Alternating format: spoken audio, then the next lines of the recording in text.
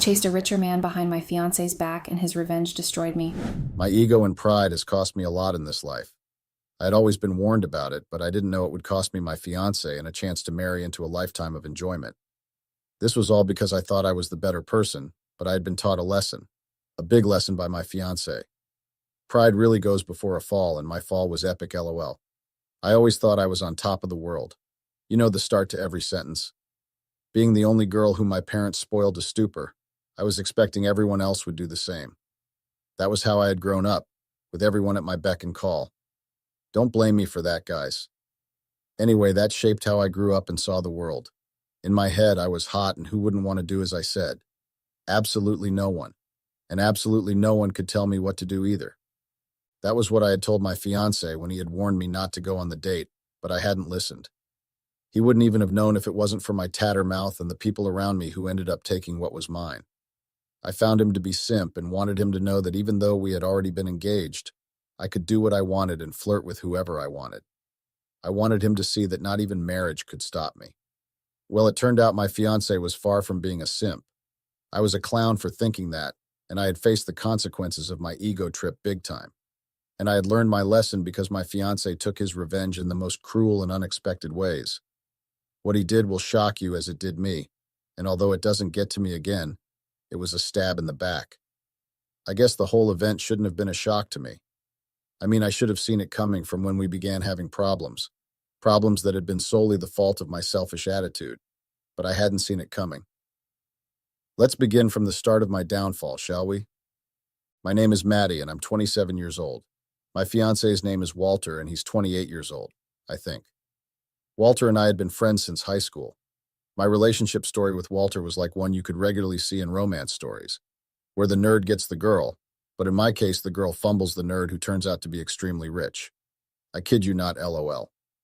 Walter had a crush on me since we had been in high school, but couldn't tell me because he had been part of the quiet and shy group while I was the popular hot girl. I was an attention-seeking witch asterisk, read literally.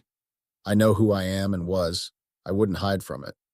So Walter nursed a little crush on me and didn't tell me through high school and finally confessed to me during a bonfire night that had been held by my sorority group. That night's party had been a disaster, and the events that led up to my fiancé confessing his feelings to me was one for the books. And yes, we had attended the same college, the University of Cincinnati, Ohio.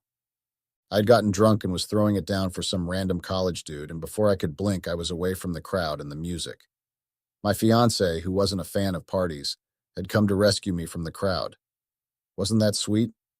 He had given me a bottle of water and then confessed how he didn't like me hanging out with the partying crowd. I think at that point, he thought he could control me. He had a year above me, so he knew all the college do's and don'ts and wanted to give me advice. Well, I had found him cute, and then he had told me he had a crush on me and would like to take me out on a date. I was drunk, so I had said yes and giggled. That's what I do when I have even a little bit of alcohol in me, and I always remember everything. So the next day, I went out on a date with my fiancé. It was cute and all, but we didn't become official then. We were just really cool friends, and he was a good help. We didn't start dating until 2 years ago when I was done with college. He had already graduated a year before me and had started working in a company. We dated for a full year, and I got to know his family, and I wouldn't exactly call them poor, but they weren't up to middle class. That line in between poor and middle class, yes. I hadn't actually been expecting that. I had thought that he was rich, or at least well-to-do. Anyway, I didn't pay that no mind. I mean, we had just been dating back then. There was no push, and he had a plan. He had told me he had a plan to make money, but while we dated, he still took care and provided for me. He loved me, I guess, but I'd been too prideful and had let that get away. We dated for a year, and I got back to our shared apartment one day, on our 1-year anniversary, and opened the door to my engagement party. To be honest, I had been a little bit angry because the plan had been to get rich first before we thought about our next step, which was marriage. Wasn't that a valid reason to be angry that he had just sprung up a proposal on me? And all my friends who I was better off than were there screaming, say yes, say yes. I couldn't say no. I wouldn't have said no, even though I was angry. Firstly, because I was the first out of my friend group to get engaged to marry, and I loved my fiancé. Yes, I did. He was thoughtful and kind and took care of me, but then I let my ego get in the way of a good thing. Well, I said yes, and we began planning our wedding. That was how Walter became my fiancé. Then on to how I ruined it and lost who I was supposed to spend life with. I never knew he would become rich or that he was already rich and was going through a case of daddy lesson. My husband never talked big about his parents. He just told me that they were still alive and wanted nothing to do with him. If I had known he was in line for an inheritance, I would have stuck by and reduced my ego a little. Yes, I was a gold digger and all the other names you people call a woman who's after a man's money. I wasn't going to stay in a marriage where I wasn't going to be provided for to the max. But if only I had known my fiancé had the potential to become rich to the point I had always dreamed of. I wouldn't have gone on that date or did all the things I did. I would have been more watchful of my cousin trying to take my spot. That sneaky minx. I knew she was up to no good.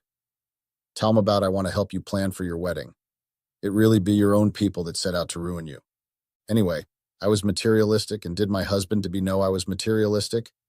He knew I loved to be taken care of, that included gifts and unplanned vacations and random date nights and weekend shopping trips. Did my husband to be know I was prideful? Obviously, although he had warned me about it several times. I remember one such occasion when we had been dating and we had attended one of my friend's birthday parties as a couple. It was a close friends event. I was the only one with a Birkin bag worth about $2,000 and I never stayed one place. Everyone had to see my bag and my fiancé, boyfriend back then, had told me that if I was prancing around so everyone would see how better off I was. He wasn't wrong in the slightest, so I could say that he knew I was a proud person. I never took no as an answer from him, and I told him that he had a catch, so if I didn't look good, then I could be snatched up and made to look good. I had only meant that comment as a joke, however, I never knew it would become my reality. Anyway, that's how our problems began. From when things became difficult and he wasn't forthcoming when it came to providing for me, and the fact that we were about to get married. From the moment we got engaged. I had told him getting engaged when he was not rooted yet was a bad idea, but he didn't listen. And some of you guys would think I was only thinking about myself, but I wasn't. I really had a plan for life with my fiancé. I just wanted him to get rich first, or at least be comfortable enough to provide for me without worrying about breaking the bank. I wasn't working, and he didn't have a problem with that. However, what I was worried about began manifesting, though. I wanted a big wedding, and my fiancé behaved like he had the capacity to provide that. But on the way it was revealed he couldn't. Was I wrong for being mad at that? I wasn't. I wasn't wrong for wanting what I wanted. I wasn't wrong for going after it either. The expenses of the wedding we had been planning had began coming in, and my fiancé started experiencing some hiccups at work. It was so sudden, but I had already seen it along the way. He got back home one day and said that he was under tough scrutiny at work. Apparently, there was some confusion with the money he received for a company purchase and blah, blah, blah. And every loophole pointed back to him, but he hadn't stolen any money from the company. But anyway, I wasn't listening to all that. What got my attention was when this man said that we should postpone the wedding. Could you imagine that? Lol, after being the first to get engaged amongst my friends and boasting that my wedding was going to be the one they would talk about for centuries. And he was telling me we would have to postpone. I told him straight and direct that I didn't know he was going to get the money from, but we were going through the wedding as planned. No one was going to bring down my status in front of my friends. Over the weeks, my fiancé wouldn't go to work and stayed home surfing the internet with his laptop and snacked on chips all day. It got on my nerves and I decided to confront him about it. We had bills to pay. We had to pay for the hall, my dress fittings, the cake, the catering, the decor, and he was just being nonchalant about everything and was lazing around the house. That was when I found out that he had been suspended from work. That was the worst news of my life at that moment. I didn't know I was in for a show then, LOL. My husband had gotten suspended from work. That was obviously a big stop to the wedding plans because who was going to pay for it all? Definitely not me. He assured me that he was going to get a job soon, but let me confess I didn't see him in the same light after that. I was better off than him in my opinion because just one call to my dad and my wedding was planned, but I didn't want to depend on my dad. This was why I wanted my husband to be in a well-to-do position before we got married to prevent myself from situations like this. In my head, I put a stop to the wedding plans because I couldn't get married to a man who could lose his job. Ow. All respect I had for my fiancé just vanished. I told him he had to get a job if he didn't want to lose me, and that had caused a huge quarrel between us that day. About 2 weeks later, my fiancé began leaving the house again and announced that he had been vindicated, and they found out it wasn't him that was siphoning the money. Well, if he had been siphoning the money, that would have made us 100 times richer, and we could have run away to the Maldives. But my fiancé was the goody two-shoes in his office. He said we could resume plans for the wedding because he had been given a work bonus to make up for the fact that he was suspended. He had been ecstatic, and I was happy that he was finally with his job back. But then I had already done a bad thing, and I didn't know what to do. Wondering what I had done, I had began accepting friend requests from men who didn't know I was about to be married. It had started from a harmless reopening of my Tinder account. I had just wanted to see the prospects of what was going on there, and from scrolling through hot guys' profiles, I had accidentally swiped right on one. Accidentally, lol. And we started talking. It was just harmless flirting and talk and getting to know each other. I knew I was about to be married. I knew what I was doing wasn't right. But did I stop? No. My fiancé hadn't claimed me fully in front of my family and friends and the huge crowd that graced my dream wedding, so I was still a free woman. There was no official ring on it. And besides, what was the harm in a little online flirting? It was not as if I was ever going to go on a date with the guys on Tinder. I just wanted to feel sexy and good about myself.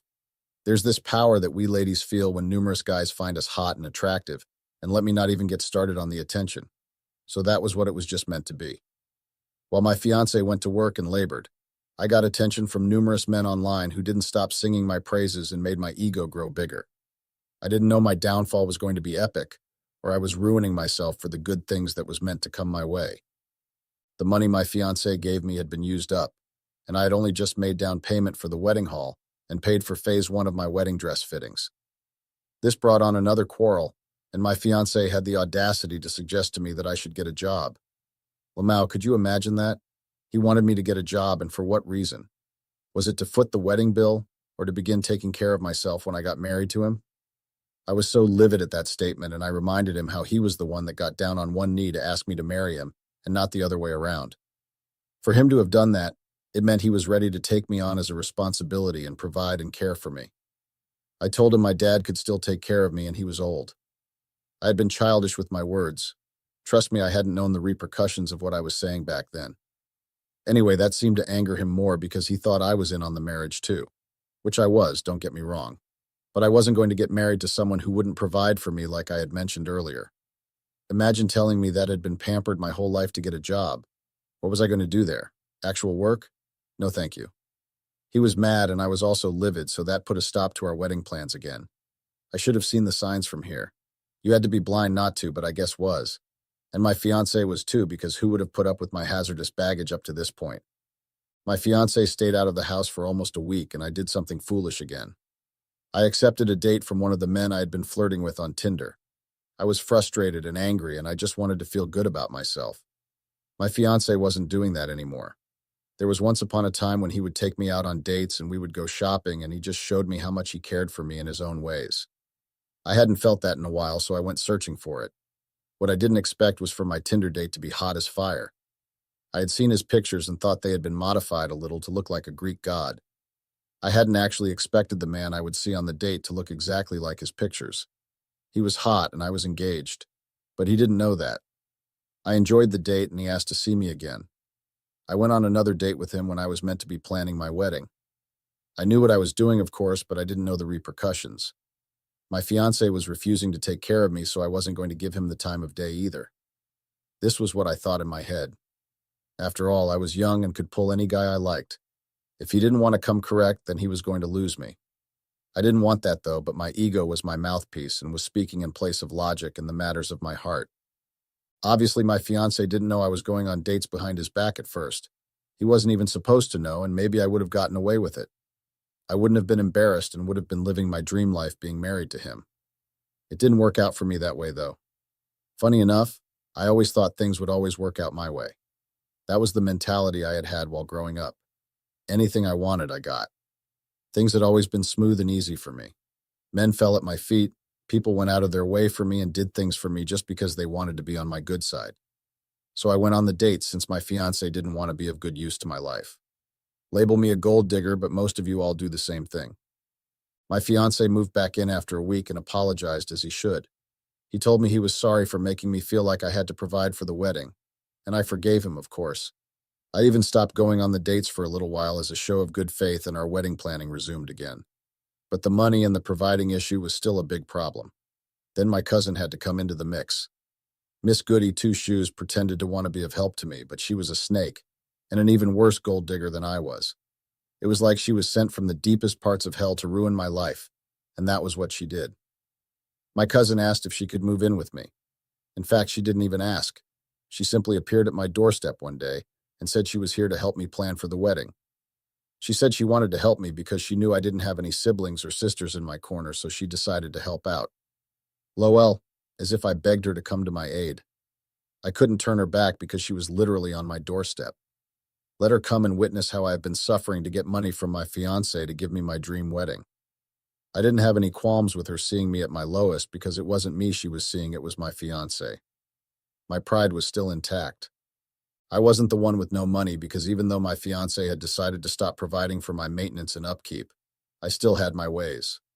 My fiancé was finding it difficult to make ends meet, and it served him right for planning a wedding when he wasn't yet financially stable.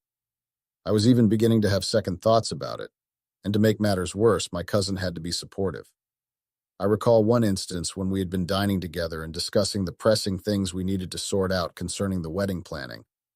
I had told my fiancé that we needed to complete the money for the wedding venue, as the down payment wasn't going to hold the place anymore.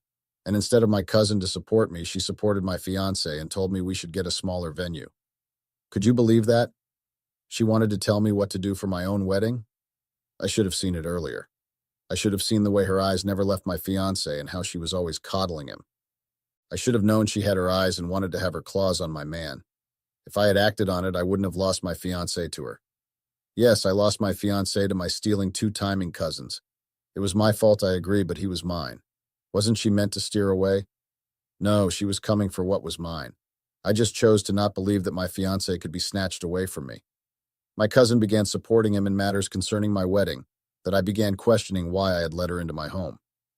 It got to a point where I had to warn her to stop acting concerned about my wedding. It was my dream wedding, and anything I wanted I was going to get, and she shouldn't be talking about things like reducing the cost. If she wanted to say shit like that, she was free to go get married. What I had told her that day drove a barrier between us, and she stopped commenting when my fiancé and I had been making plans.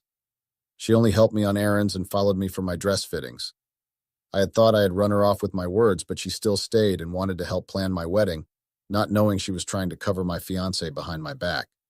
I learned that the hard way. If there was one thing I hadn't known, it was that my future husband had a strong ego of his own. And that led to our final battle that broke off our engagement, and my life changed for the worst. For a time, I stopped going on dates because I thought he was serious about me again. He gave me money to plan my wedding as I wanted and didn't complain about it. He would get me a little keepsake as he was coming back from work, and he would ask me if I needed something. I was content, but karma or something had to be cruel. Or maybe it was my various choices that brought about my downfall. I would never admit to that. But then all of a sudden, my fiancé grew distant. I suspect this was the time my cousin had started getting to him and being his emotional support while I was his headache. It really be your own people, LOL. My fiancé had grown distant and unattached, and I didn't take it as anything. I didn't even notice it until everything had gone to shit because while my fiancé was being told he deserved better than my two-timing cousin, I had resumed my own bad habit. I ran into the hot guy I had gone on a date once with at the mall. I had talked about him at the beginning, so I ran into him and I was suddenly reminded of how hot he was and what I was missing. He asked about me and told me he had missed seeing me and paid for my entire purchase on the spot. Could you guys believe that? I wasn't going to reject him, so I allowed him to take me to a restaurant and feed me. Then it began again. I know what I had done was bad, but I didn't belong to my fiancé officially. He had asked me to marry him, and I hadn't said yes in front of God and a high church official, so there wasn't supposed to be a problem. I went on dates with Mr. Hot Guy behind my fiancé's back and received gifts in return, and he didn't even push for sex. That was what was so surreal about it. He wasn't pushing me for sex and wanted me to have everything I could possibly think of to want. Of course, I wasn't going to let go of such a good thing. My fiancé be damned. Lowell, the consequences of that statement I had made to myself? It was vast. My fiancé didn't know I went out on dates, and to be frank, I hadn't cared if he knew. But he found out, and it was through my cousin that was a tattermouth. I had been on a shopping trip with my affair, and we ran into my cousin at a clothing store. There was no other way to explain the situation except that I was cheating because my affair had his hand by the side of my waist and was holding me to him. This was how I had run into my cousin. Luckily, she didn't say anything in front of the guy I was with. She just shook her head and left. Double luckily, if there's a thing like that. She also didn't tell my husband on the first day. I guess she wanted to confirm if it was true, and I didn't try to be shy and hide the fact that I was having something with another guy I wasn't engaged to. We ran into her again, and this time she told on me to my fiancé. This had coincided with the time my fiancé was holding an office party where workers could bring their significant others. My fiancé had told me about the party, and my affair had also told me that he had an event he wanted to take me to. I didn't know there was drama that was about to unfold, so my cousin reported me to my fiancé, and he was livid. He screamed at me that after everything he had done for me, I was prancing around like I didn't have a ring on my finger, or that I was dating someone already. I was freely flirting with men and accepting gifts from them when I was about to be married. Apparently, he had been seeing all the gifts I had been coming home with but had chosen to overlook because he thought it might have been from my dad. This was when I found out that my fiancé had an ego up his sleeve. He began listing all the things I had done and that he had chosen to overlook, but just because he loved me and thought we were meant to be so, he had overlooked a lot. That I was meant to apologize to him for taking him for granted, and one thing that I wasn't paying attention to because my own ego had sparked and reared its ugly head. I told him how he should consider himself lucky that he managed to put a ring on my finger when I was still obviously a catch. Apologize? Could you imagine that? I should have apologized to him for what? I wasn't the one that had forced him to go on his knees and ask me to be his wife. We exchanged more heated words that my cousin had to excuse herself from the ugliness of it all. Then I told my fiancé that I wasn't going to go to his workers' party with him, and that I had another date at the moment with someone who didn't play about me and found me worthy. That seemed to anger him more, and he gave me a warning that I shouldn't even think about it. My fiancé spelled out in clear terms that if I left on the date I was bragging about, it was over between us. How had I assumed that to be a joke when he had told me? I had thought that he was joking about his words and was only saying them in anger, and I left. I left on a date with Mr. Hot Guy, and you guys wouldn't believe the drama I had put myself into. The date Mr. Hot Guy had said he wanted me to escort him to turned out to be my fiancé's workers' party. The very same. Imagine my surprise when the car had parked in my fiancé's office building, and I had been escorted by Mr. Hot Guy into where my fiancé worked.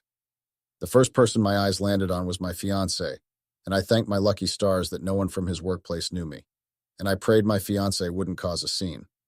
But dumb luck. He didn't cause a scene in front of everyone. He had just walked up to my date and had told him I was engaged to be married. My date dropped my hand immediately like I had caught a virus or something and went on to argue with my husband. I had moved close to hear what they were arguing about because in some sick, twisted way I had hoped they argued about me. I thought everything revolved around me. They hadn't been arguing about me, though. Apparently, Mr. Hot Guy was the one that had framed my fiancé for siphoning funds. He was the one that had made my fiancé lose his job the first time. How funny was fate? It was really funny, all right. Anyway, I ran home that night before the party ended and waited for my future husband to get home so I could beg for forgiveness. He got home by the time I was already sleeping, so I had to see him the next morning. My cousin had already left the house. At least she had the sense and decency to do that. So the next morning, I went on my knees and begged my fiancé for forgiveness that I hadn't known what had come over me, and I would be the perfect wife and wouldn't go out on dates anymore. My fiancé didn't say anything and didn't throw me out of the house either. I had thought fate was funny. My fiancé had a sense of humor that would have you laughing through the roof. He ruined me in front of all my friends. I had stupidly gone on with the wedding plans because I had thought that the wedding was back on track since he hadn't pursued me out of the house or anything. I didn't know I was a big joke. 2 months went by and the day of our wedding came. I had even used my money from my dad to plan the entire thing. And my husband had sat back for 2 months waiting to carry out his revenge. I had done my makeup and hair and had put on my dress and was waiting for the planner to call me that the wedding ceremony had begun so I could march in with my dad. I waited and waited and waited, LOL. And when it seemed like no one was coming to call me out, I had seen myself to the church and you guys wouldn't believe what I saw. My fiancé was kissing my cousin at the altar at my dream wedding that I had sponsored with my money. He had married my cousin and jilted me at the altar as revenge for ignoring his warning and going on a date with his rival at work, which I hadn't known was his rival. All of my friends started looking at me and laughing at my embarrassment. I was standing there in a wedding gown while my fiancé was getting married to another woman in front of my eyes. What else could possibly be worse than that? The following weeks after the wedding went by in a blur. I had gone to my fiancé's house to demand an explanation and had seen my clothes and bags outside with a note that said to move the things or risk losing them. I had to move my things back to my dad's house. But then a month later, my dad was arrested because he owed a huge loan from a bank, and all his property was seized, including our house. They were looking to charge him to court, and I didn't know what to do, so I had to go and beg whoever had offered him the loan to give us a little time to pay back the loan. My ex-fiancé turned out to be the person behind the loan issue. Apparently, my ex-fiancé was the son of one of the board directors of the bank. He was the son of the main person that made the decisions of the bank, and now he had taken over. My fiancé didn't spare me any mercy with the loan, so I had to use my personal money to bail out my father and pay half the loan. This was how my life had ended up. Paying off my father's debt because my ego was too big, and I had pushed away something that was meant to turn out good in my life. I was supposed to be enjoying the luxuries of my ex-fiancé's riches, but instead it was my cousin that had now taken my place, all because of my ego and foolish decision. I hope you guys that are proud like me would learn from my lesson and not tour the part I followed in my life. I'm still paying off the loan, and my ex-fiancé wasn't even pretending that we had a relationship in the past. I had tried begging my cousin to plead on my behalf, but she didn't help me. She probably thought I deserved it, which I did. Hey everyone, I've been quietly following this platform, reading the stories shared by others, and never once did I imagine I'd be here, sharing my own. But life has a funny way of surprising us, doesn't it? So here I am, typing away, feeling the weight of my story in every keystroke. I'm Taylor, and I'm 32 years old. My husband Alex is 33, and we've been married for 5 years. We met back in college in one of those cheesy movie moments that actually happen in real life. We were young, in love, dreaming big, and utterly clueless about the roller coaster life had in store for us. These days, I juggle 2 jobs. I work a regular 9-to-5 gig in an office, but my real passion lies in my online baking business. Baking has always been my thing, my way of unwinding after a long day. Turning it into a business felt like turning a hobby into a dream come true. Even though I haven't been able to give it as much attention as I'd like due to my office job, I'm fortunate to have a lot of loyal customers who appreciate the quality of my work and keep coming back. Alex is the breadwinner, and he makes really good money from his office job too, which has left me with a lot of free money to spend. Some might say I could have chosen to be a stay-at-home mom, but that was never my dream. I wanted to contribute, to build something of my own and have my own thing going on, and Alex supported that without question. You see, I'm a bit frivolous when it comes to money. With Alex bringing in 99% of our household income, my salary from my 9-to-5 job, combined with the steady income from my successful online business, leaves me with more disposable income than I know what to do with. So I indulge in the occasional girls' trip or splurge on things that catch my eye. For a while, life was good. Our relationship was solid, our sex life was great, and we were happy. But then, I messed up. Big time. It was one of those drunken nights with friends, and I made a mistake that I can't take back. The guilt ate away at me until I couldn't keep it in anymore. It gnawed at my conscience until I could no longer bear it. So a few days later, I told Alex everything, expecting the worst. Surprisingly, he was understanding. Disappointed, sure, but he forgave me. Or so I thought. Turns out it was just a revenge plan to leave me as wrecked as he could. So I know you're probably wondering if things were so good between me and my husband. Why would I make such a mistake? It's because it was exactly that, a mistake. Let me give you some backstory on how it all happened. At my regular 9-to-5 job, a new guy came in. His name was Marco. They picked me as the one to train Marco. I didn't really care much. I accepted, I couldn't say no. It wasn't like it was a big deal, just training. But looking back, if I could go back in time, I would have never agreed to train him. He started flirting with me. At first, I just ignored it. But after a point, I told him I was going to report him to HR if he did not stop. That made him stop. But then, after I was done with his training, which didn't take long, he started being overly nice to me. Worse still was that he worked in my department, so he would bring me lunch if he saw that I didn't go to lunch. He would bring me drinks. He would help me voluntarily. He would compliment my clothes and my dresses. He would do all this stuff. At first, it was very annoying, but as time went on, it started to become nice. He complimented me, and I started putting effort into my clothes. It was nice to feel appreciated. Of course, I didn't want to cheat on my husband. I didn't mean to. I think I just liked the attention Marco was giving me. So yeah, I thought he was being pretty harmless. I mean, he wasn't really hurting anybody or me by being nice, so I just kind of ignored him, In hindsight, I know I should have just reported him to HR. I should have told my husband. I should have avoided him. Now, normally I'm not much of a social person. My husband is the social butterfly out of both of us. I've always struggled with low self-esteem while growing up, being overly dependent on friends. I didn't really have a lot of friends, unlike my husband, so I would usually just go home after work. But that day, I honestly did not know what came into my head. It had been about a month or two since Marco had started working with us. A coworker suggested that we hit the pub, and usually, like I said before, I'll say no. But this time I decided, why not? I mean, screw it. Anyways, I knew my husband wasn't going to be home yet, as he told me that he was going to be working late that day. So I decided, instead of going home and being lonely and just watching movies and stuff like that, why not just head out and hit the pub or bar with my friends? So we headed out to the pub. Marco came along. I think it was about 7 to 8 of us. We had fun. I think we had so much fun because we went to a pub, we went for some karaoke, we ate some street food, and then we went back to another pub. At this point, we were drinking a lot. We had been drinking so much that I think everybody just kind of blacked out. By blackout, I guess I don't mean blackout literally. I kind of mean like everybody just started doing crazy stuff. We were really drunk at this point, throw up drunk, like really, really, really drunk. In a way, all I remember after heading out to the other bar because it was very rare for all of us as coworkers to go out. So we decided that, hey, why not, get a little wild tonight, because it's really rare once in a while that we all go out together and, have fun stuff like this. So we decided to go all out without craziness. That was a very bad idea because the next morning I woke up in an unrecognizable room. Of course, like any other human being, my first thought process was to, panic. Like, I do not recognize this room. Where am I? I panicked, and I started panicking even more when I noticed that I wasn't wearing any clothes and Marco was right next to me on the bed. Yes, Marco, I almost screamed. What kind of mistake had I made? This is someone I should have avoided from the start. I didn't even know who to blame, what to blame. I went through all the stages of grief, shame, guilt. Everything washed down on me. I didn't even know what I was going to tell my husband.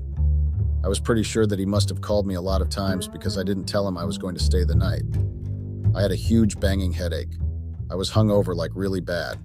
But I was more desperate to see how many missed calls my husband had given me, because the number of missed calls he had given me detected the kind of urgency he was going through.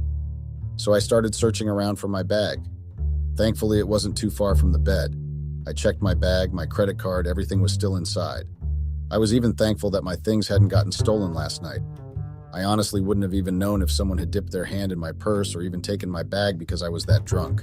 It was kind of obvious at this point that I was at Marco's house, which, now that I think of it, makes me wonder how exactly Marco was able to locate his house if he was as drunk as the rest of us were. I checked my phone, and funny enough, I did not have any missed calls from my husband. That was really, really weird. I checked my messages, and there I saw that I had some text messages from him, and as if God himself or some kind of cosmic being was on my side. My husband hadn't come home that night, so he didn't know that night. So he didn't even know that I didn't spend the night at home. I checked the messages, and I saw that he sent me some messages telling me good night, that he was sorry that he wouldn't be able to come home tonight, and that he would just stay in at the office. I was so thankful. I literally almost prayed right there. Because what would I have told my husband? How would I have explained it? That was literally everything going through my mind. I was so thankful. He thought I was at home, safe and sound. I felt a wave of relief wash over me, but it was quickly replaced by guilt and shame. How could I have let this happen? How could I face my husband and tell him what I'd done? Marco was still stupidly sleeping. I knew I had to leave. I gathered my things, dressed quickly, and slipped out of the room. I drove home in a daze. My mind was consumed with thoughts of how to explain myself to my husband, and then on how to beg for his forgiveness, or to not even tell him at all about what had happened. When I got home, I felt so relieved that my husband wasn't there yet. I called in sick at work and spent the rest of the day trying to recover from the hangover. I was really torn about what to do. Part of me wanted to tell my husband everything, but the thought of confessing that I cheated on him was just too much. The other part of me thought I could just keep quiet and pretend like nothing happened. I mean, how would he find out, right? It was a real struggle. I love my husband so much, and I never meant to hurt him. The guilt was eating me up inside, but I just couldn't bring myself to confess. So for the next few days, I kept it all to myself, feeling more and more miserable. I couldn't hold it in any longer. The guilt was eating me alive. One evening, I mustered up the courage to tell Alex the truth about my infidelity. As the truth finally spilled out of me, I could see the shock and sadness in his eyes. It was like I had shattered his world. He needed time to process everything, so he asked me to give him some space. I was terrified of losing him, but I understood. I left him alone, hoping and praying that he would forgive me. Surprisingly, hours has barely passed, and then Alex came to me. His eyes were red and puffy, but he looked at me with such tenderness that I was taken aback. He told me he forgave me. He said he knew it was a mistake, that I was a good person who had made a bad decision. I couldn't believe it. Alex, who had always been so firm about trust and loyalty, was forgiving me for the worst mistake I had ever made. I was overwhelmed with relief and gratitude. I knew I didn't deserve his forgiveness, but I was so thankful to have it. Honestly, I was hoping that maybe, just maybe, we could move past this and rebuild the trust in our relationship that I had definitely broken. I thought we could move past this, that our relationship could heal. But then, things started to change. Alex's forgiveness seemed conditional. He began to use my mistake against me, subtly at first. He would bring it up in arguments, reminding me of what I had done. He would withhold affection, saying he needed time to trust me again. He would shift the blame onto me, saying I was the one who had caused all this pain. I felt like I was going crazy. I knew what I had done was wrong, but Alex's constant reminders made me doubt myself. Maybe I was a bad person. Maybe I didn't deserve his forgiveness. Maybe I deserved to be punished. Alex's gaslighting was subtle but effective. He made me doubt my own reality, my own feelings. He made me feel like I was the one in the wrong, that I was the one who had hurt him. It was a cruel form of manipulation, one that left me feeling isolated and alone. I knew I had made a mistake, but I also knew I deserved forgiveness, real forgiveness, not this twisted version Alex was offering. Days started turning into weeks, and Alex's gaslighting became more pronounced. He would question my memory of events, making me doubt what I knew to be true. He would minimize my feelings, telling me I was overreacting or being too sensitive and that we were fine. I tried to confront him about his behavior, but he would always deflect or deny any wrongdoing. He would accuse me of being paranoid or delusional, furthering my confusion. I felt trapped. I realized that what I needed was some time to chill away from Alex. He was hurt, I was hurt too, and I knew that what I had done was wrong, but we weren't really doing ourselves any good. I loved Alex and I didn't want to lose him, but I honestly thought that we needed some time away from each other. I decided that I would go on a mini vacation. Well, not really a mini vacation, but off to my parents' house. I thought I'd stay there for about a week or two, just to give us time to chill and calm down. When I told Alex about going to my parents, he was surprised and asked me if I was sure. He even asked if I was running away from our marriage, but I assured him I wasn't. He seemed resigned and simply said, "Fine." At work, things were a little awkward, but we had already moved past the entire incident. Marco was no longer as nice as he was, which was a relief. I guess he had gotten what he wanted from me, which was the sex. The rest of my coworkers, I guess, also did really embarrassing things, and we really didn't want to talk about it. So we just ignored it and pretended like that night never happened. I knew I needed to use my saved vacation time from work for this break. I decided that I would work all the way up until Friday, and then ask for my vacations to start on Saturday. Maybe I'd come back the next 2 weeks or something like that. After the Friday, I had already asked for my vacations, and they were fine with it at work because I rarely ever took a day off. I packed a few clothes to last about a week or two. I left a lot of stuff behind, just taking the essentials because I was definitely coming back. I just needed to give us some space to chill, refresh ourselves, and recharge from the drama. When I got to my parents' house, they were really happy to see me. They were a little surprised since I hadn't told them I was coming. That was because with all the ongoing shit, I had genuinely forgot to.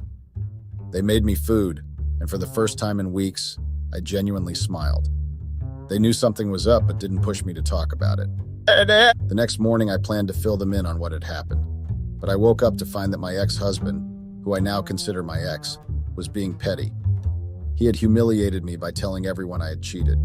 My parents, my siblings, our few friends, everyone. He not only told them, but he also fabricated a story, saying I had been seeing the guy for months, that he was my lover, adding all sorts of crazy stuff. And they believed him.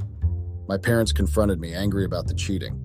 I explained it was a mistake, a one-night stand because I was drunk. They eventually believed me, but the damage was done. The few friends I had texted, calling me disgusting. Honestly, I had felt a wave of relief when my parents believed me, even if my friends didn't. They were only around when it suited them anyway. My reputation was tarnished, but I couldn't dwell on that. Little did I know, Alex was about to sink even lower. Wanting to distract myself, I decided to log into my Facebook. I expected some messages asking about the cheating scandal from people Alex had told. Little did I know, a worse surprise awaited me. As I tried to log in, I was met with incorrect password, which was odd because I usually save my login details. Attempting to reset my password, I was prompted to enter a verification code sent to my email. However, the email displayed was not mine. It had been changed. At first, I thought it was a hacker, a situation I'm sure most people have dealt with. I decided to check my account using my mom's Facebook since she was my friend on the platform. Logging in, I expected to see changes to my account, perhaps a different profile picture or suspicious activity. To my horror, my latest post was a fabricated confession of cheating on Alex and being in a relationship with Marco for a month. These were all lies. Alex had not only changed my password and email, but he had also crafted a deceitful post, claiming I was confessing as punishment for my infidelity.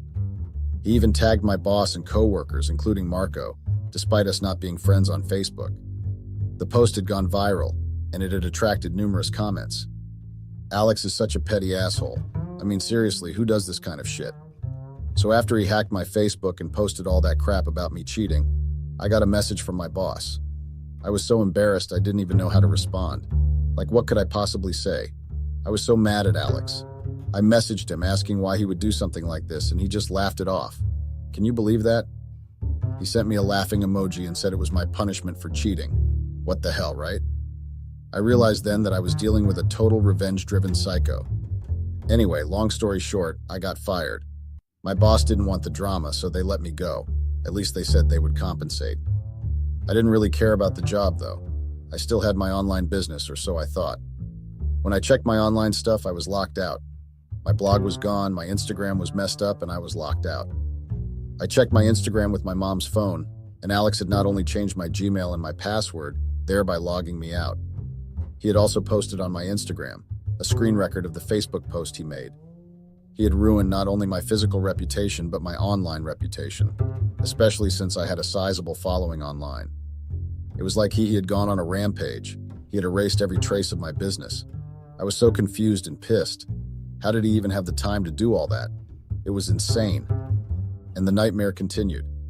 After locking me out of all my social media accounts, changing the passwords and emails so I couldn't access them, Alex took it a step further. He started signing me up for all sorts of nonsense. Using my email, he subscribed me to spam emails, promotional texts, and even wrote fake reviews and comments in my name. He enrolled me in countless subscription services, magazines, newsletters, and online platforms that I had zero interest in. He even went as far as entering my information in online contests, surveys, and sweepstakes, flooding my inbox with promotional emails and messages.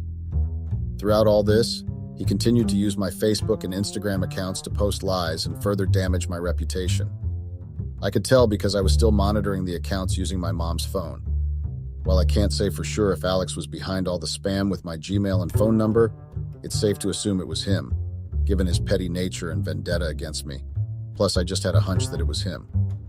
And just when I thought things couldn't get any worse, I realized I had forgotten to do the one thing I should have done earlier: take out money from our joint account. You see, the money in our joint account mostly belonged to Alex. I'm pretty frivolous with money, always have been. Alex, on the other hand, is more cautious and earns the bulk of our income. But we had an understanding, an unspoken agreement that if we ever had a fight or separated, we would split the money in our joint account equally, no matter who deposited it. It was a promise we had made to each other. But of course, I should have known better. When I finally checked our joint account, it hit me like a bolt of lightning. Alex had withdrawn every single penny, every last cent. He didn't leave me a dime. He emptied our accounts, leaving me with nothing. Mind you, during all this, I was still at my parents' house, and it had been over a week. I was just so confused and tired. I was thinking about changing my phone number and email because I didn't know what else to do. It felt like Alex had been planning all these for a while, and my mistake just made him explode. I had never seen this side of him before. He was completely ignoring me, not responding to any of my messages or calls. I had begged and cried in my voicemails, asking him to stop. He had ruined everything, my reputation, my job, and he just wouldn't quit. He was relentless. And then came the final blow. Alex finally reached out to me, stating that we were obviously getting a divorce and that he had given me enough time to sort things out. He asked me to come pack my things from the house. I was at a loss for words. This was the man I loved, yet he had made my life miserable for the past week. I decided that perhaps divorce was the best option, hoping that once it was all over, Alex would leave me alone. I resolved to beg him, if necessary, to please just leave me in peace and to forgive me. In the days that followed, I remained at my parents' house, feeling lost and exhausted. I contemplated changing my phone number and email, unsure of how to protect myself from Alex's relentless attacks. It seemed as though he had always harbored this level of anger, keeping it hidden until my mistake gave him a reason to unleash it all upon me. Mind you, I didn't even know what had become of Marco. I wasn't sure if HR had fired him or if they had just given him a break. None of my coworkers had reached out to me. It was as if I had never existed in their lives at all. You would think that they would have at least called me or something, but nope. They just went radio silent. Also, despite my attempts to reach out, Alex refused to communicate with me. He ignored my messages and pleas for him to stop. It was clear he was set on destroying me no matter what. Eventually, he reached out, informing me that we were getting a divorce and instructing me to come collect my things from our home. I prepared to go back to our house, deciding to bring my brother along for support. I told Alex I would make sure to call him before coming and that I would be bringing my brother. He was fine with that. When my brother and I went to pack my stuff, Alex was of course home and he asked me to refrain from engaging with him, simply to pack my things and leave. It was heartbreaking, but I respected his request. As we packed, I realized that some of my expensive jewelry was missing. I confronted Alex only to be told that he had sold it. I was devastated. While he had bought most of the jewelry, I had some pieces that were mine. I was left teary-eyed and shocked with my brother fuming beside me. I was at a loss. It dawned on me that if Alex had sold the jewelry, he likely took the receipts as well. Without them, reclaiming my belongings seemed impossible. Reporting it to the police felt futile without proof. I resigned to packing the rest of my things and leaving. All I wanted was to put this nightmare behind me. I asked Alex to send me the finalized divorce papers, agreeing to sign and return them promptly. That's my story. Alex took the when you go low, I go lower approach, destroying my reputation, our marriage, and everything in between over a single mistake. I regret confessing to him. I should never have entertained Marco's advances or gone out that fateful night. Thank you for listening.